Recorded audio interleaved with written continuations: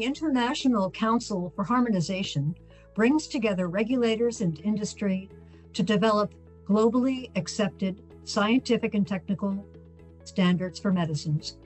The draft guideline we present today, ICH E22, General Considerations for Patient Preference Studies, builds on the 2021 ICH reflection paper on patient-focused drug development to promote a consistent global approach to the collection and use of patient experience data.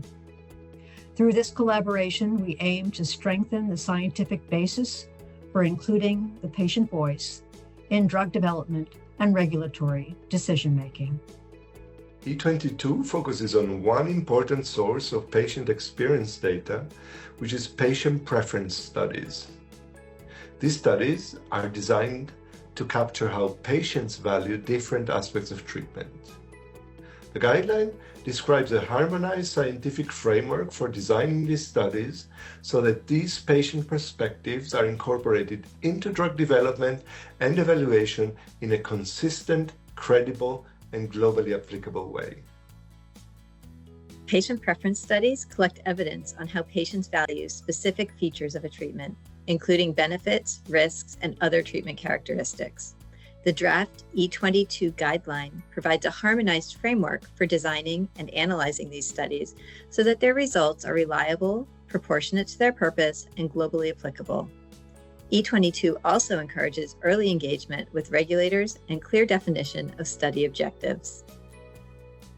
Patient preference studies can serve different purposes throughout drug development.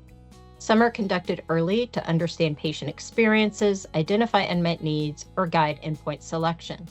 Others may be conducted later to assess how patients perceive trade-offs between benefits and risks, or to support post-marketing evaluations. Not all patient preference studies inform benefit-risk evaluation directly.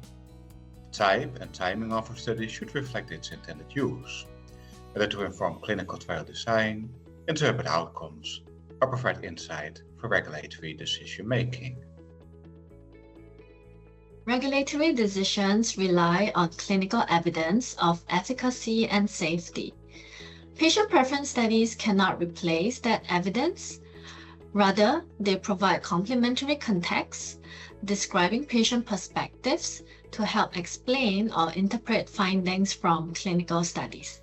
Used appropriately, patient preference study results can help regulators and developers understand which outcome patients consider most meaningful and what trade-offs they are willing or unwilling to make. Patient preference studies should be scientifically sound and proportionate to their objectives. Core study principles, such as good planning, consistent methods, and respect for participants apply. Involving experts from multiple disciplines, clinical and preference study methodology experts, enhances quality and ensures studies are relevant to patients and decision makers. In early development, patient preference studies can identify which treatment features or symptoms patients consider to be most important. This information may help guide endpoint selection or improve the design of feasible patient-centered protocols. By understanding patient perspectives at this stage, developers can better align study designs and endpoints with outcomes that matter most to patients. Qualitative work such as patient interviews or focus groups provides context for attribute selection, while smaller quantitative studies may test early hypotheses. Method selection should match the research question. Patient preference studies may use qualitative, quantitative, or mixed approaches.